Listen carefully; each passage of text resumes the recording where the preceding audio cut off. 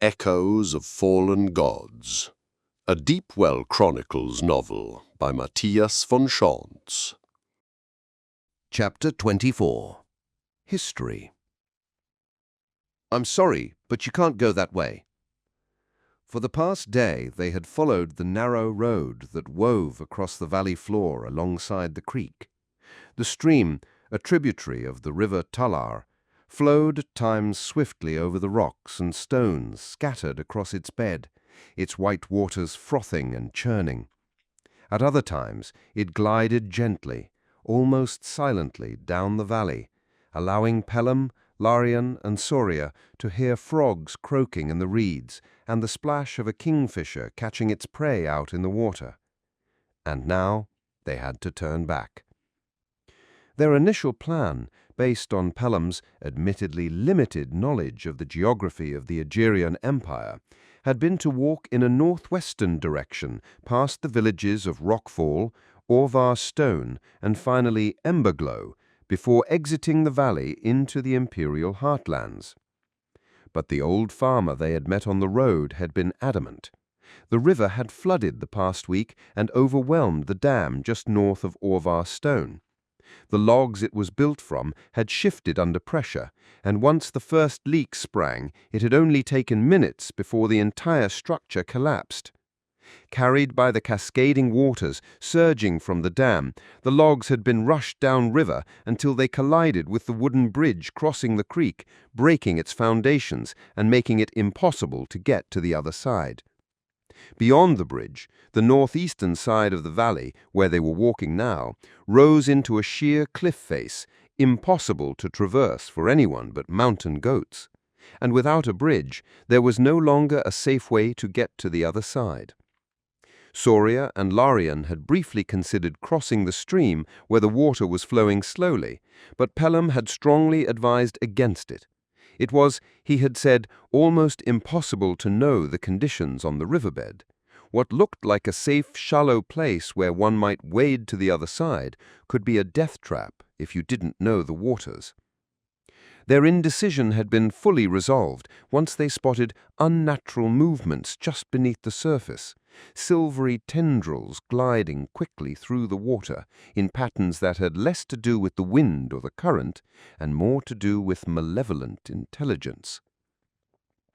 Waiting for unsuspecting men to wade out into the deceptively calm stretch, the water spirits greedily patrolled their domain, ready to whisper sweet words into the minds of their victims. Wedged against a small rock jutting from the middle of the river, the ribcage and skull of one such casualty lay half submerged in the current. Clearly, no one who came this way afterward had dared to retrieve the body, instead letting it lie in the sun as a feast for the scavengers. In other words, they really did have to turn around. Finding a new route toward Tyranny wasn't easy. There were no other roads there unless they wanted to backtrack several days. Pelham suggested they should try going north, over the hills on the southern side of the ruined bridge, and then crossing the wilderness, finally looping back toward the road once it exited the valley on the other side. "I hate this," Larian said from the back, trying to look as uncomfortable as possible as they ascended the steep hills. Pelham glared at him over his shoulder, looking a little peeved. "Well, what did you expect when you asked to come with Soria?" "I don't know," he admitted. "I didn't have a plan. Or I did, but going to Deramar was kind of stupid. I guess this is better than that, but I still hate all this walking." Then he looked up, a mischievous twinkle replacing his frown. "What I really miss is being driven around in a covered carriage and having slaves at my beck and call to feed me." Soria laughed. "I know you had a servant, but you never had any slaves, silly." "Sure I had," Larian told her with a grin. "I called her Mum." After what felt like hours of grueling uphill trudging, they finally crested the top. Standing among the rocks and sparse vegetation, they paused to take in the view.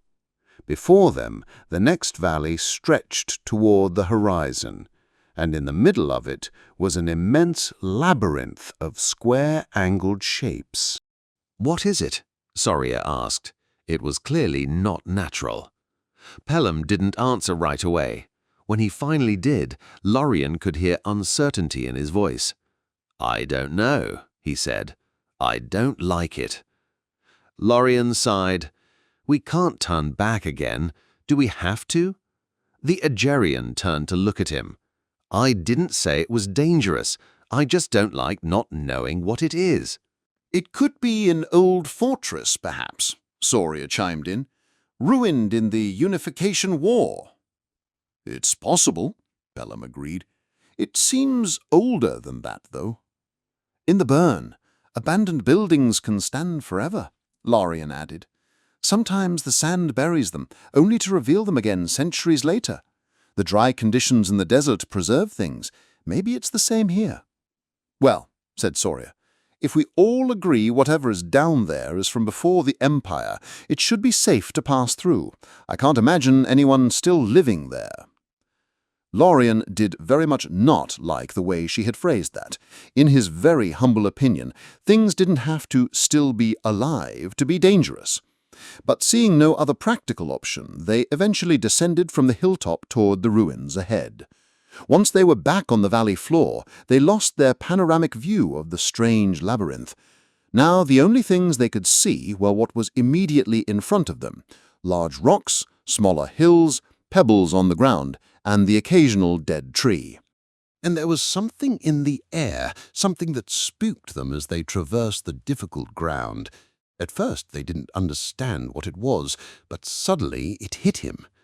"There are no birds here," Lorien exclaimed loudly, the sound of his voice echoing among the building-sized rocks littering the valley floor. Soria pointed to the vultures circling above the area ahead of them, where they thought the labyrinth would be if they could see it. "Maybe you should look around once in a while before speaking, Lorien." Embarrassing himself like that in front of Soria ranked pretty low on the list of things he wanted to spend his spare time on. But seconds later she surprised him. "You're not wrong," she said. "There are just carrion birds here, ravens and vultures. No sparrows, pigeons, or thrushes." Suddenly, a sound ahead of them caught Soria's attention. Somewhere out there, someone or something had scraped against a rock. "Get down," she said, shushing them.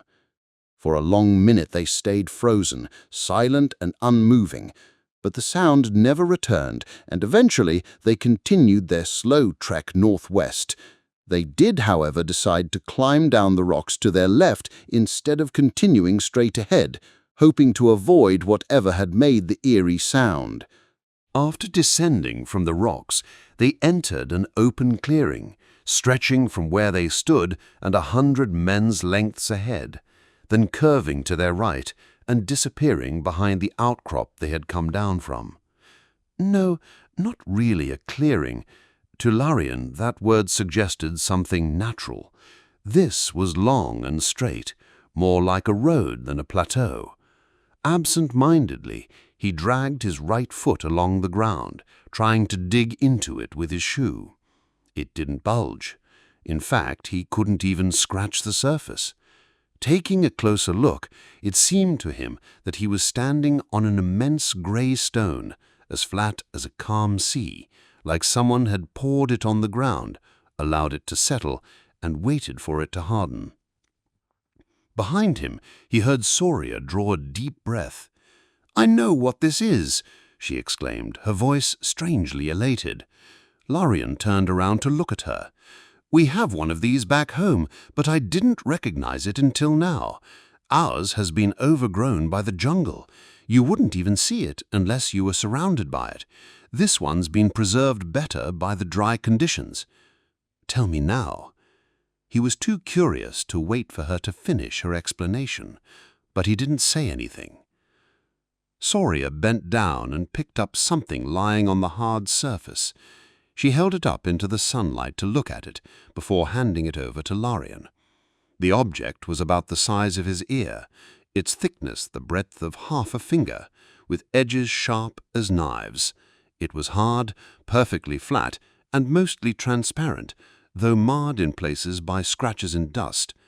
For all intents and purposes, it looked like a thin piece of clear ice, yet it didn't feel cold to the touch, nor did it melt when he handled it. He'd seen these before. He'd used these before, polishing them into gemstones he'd sold off as diamonds. This was a piece of the Old One's warm ice.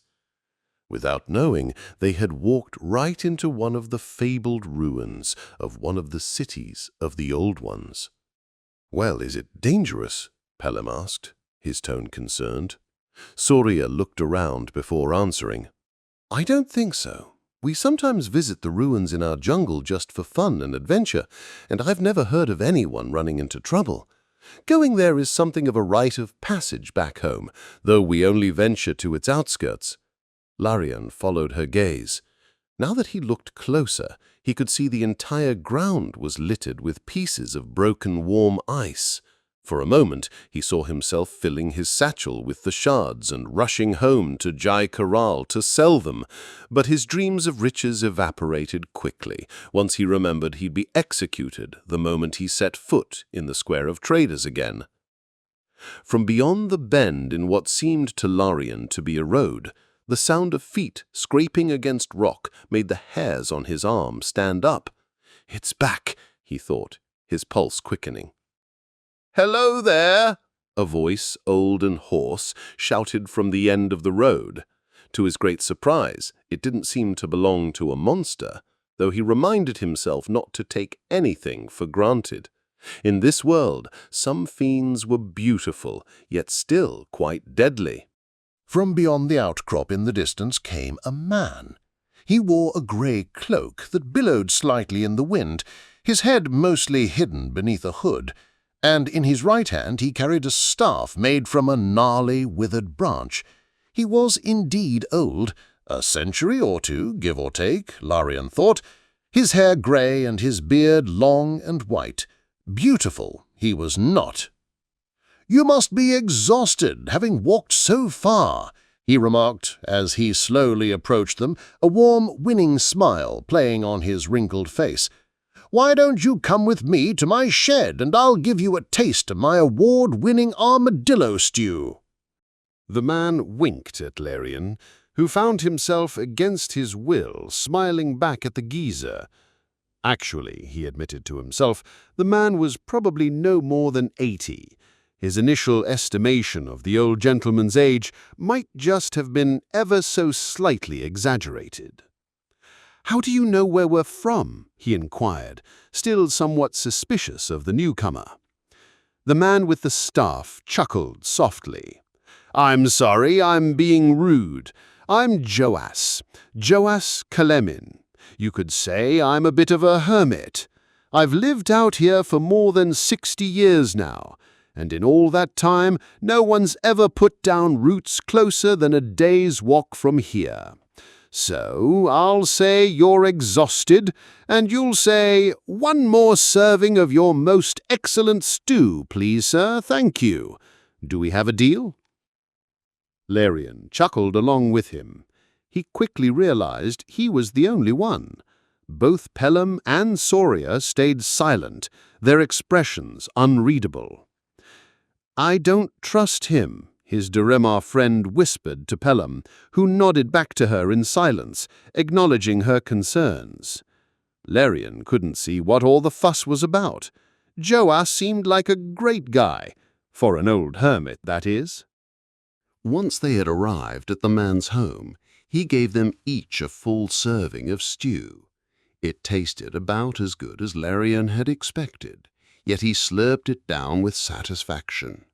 A little wine, a little music, and he could have been dining at some outrageously exclusive restaurant back home, one known for serving dinner more expensive than tasty. Oh, that's right, a little cleaning too. "So you're taking a shortcut through Amonovar," Joas said, indicating the ruins beyond. "Sometimes I see people entering the city, sometimes I see them leave. The numbers don't necessarily match up every time. That sounded just the tiniest bit too ominous for his taste, Larian thought. But Pelham was dead set on crossing the ruined city. Emphasis, hopefully, not on dead. Joair sighed. To be honest, children, if there's any chance you could find another way, I'd suggest you take it. Surya leaned forward. What exactly is it that we should be afraid of there? She asked, her curiosity overtaking her disdain for the hermit. If I knew exactly, I'd be teaching in an academy in Deramar now, not sitting here, horizons away from civilization, talking to rocks, he said, winking at Surya. No offense, I only meant until you three arrived. There are more mysteries out there than I could even begin to imagine, he continued. Some are dangerous, most are not. But there are two things I must warn you about. First, beware of the soul sickness and those who have fallen prey to it. Who they? Pelham inquired. How can we defend against them? They're just men. As long as you keep your distance, you'll be safe. But the disease itself, you can't see it. It permeates the air, the ground, and the water near the city center. Anyone staying there too long will experience nausea, diarrhea, and fever. Then they lose their hair and start to bleed. All that can be treated with magic, of course. That's what they do, those who have made the city of the Old Ones their dwelling. Their bodies are constantly broken down by the soul sickness, and so they continuously heal themselves, standing with one foot among the dead and the other in the land of the living. But after that comes the damage to the mind, starting with disorientation and then worsening, until they no longer know who or what they are. They can keep their bodies alive, just barely, but the brain is too complicated to heal. They cannot mend the damage done to their minds, and eventually they forget they are even men. They sound like cheerful lads. Better not invite them to dinner. So, the disease, it's not spirits? Pelham asked, clearly afraid they'd run into emissaries from the gods of the world. No, it's not, the hermit replied. Though there are indeed evil spirits there, more twisted than you've ever seen before. Staying in places where few men walk, they hunger more than the spirits of the forests or the streams. In fact, those are the second threat I needed to warn you about. But the soul sickness is not spiritual, no. It's an illness, no different from a broken bone or the common cold, just a disease that originated from the Old Ones. Do you know of them? Do you know what happened? To the Old Ones, I mean. Surya was fascinated by Jois's explanation, seemingly no longer caring that she didn't like the man. That, or her scientific mind, had just taken command now. I don't know much, the hermit told her. Throughout the years I've pieced together a few things. Combined with what others have told me, I do know a little about them. They were a proud people. Their contraptions surpassed even their magic. Their knowledge grew until they learned to harness a power like that of the sun. But they were divided, and the so-called gods of the world deceived them into using that power as weapons against their brethren. When the fires faded, the knowledge and machines of the Old Ones were gone. Standing naked on a battlefield that covered the entire world, our ancestors were all that remained. All they had left were stone tools and magic. That's the answer to your question. The Old Ones aren't gone, only their knowledge is. We are the Old Ones.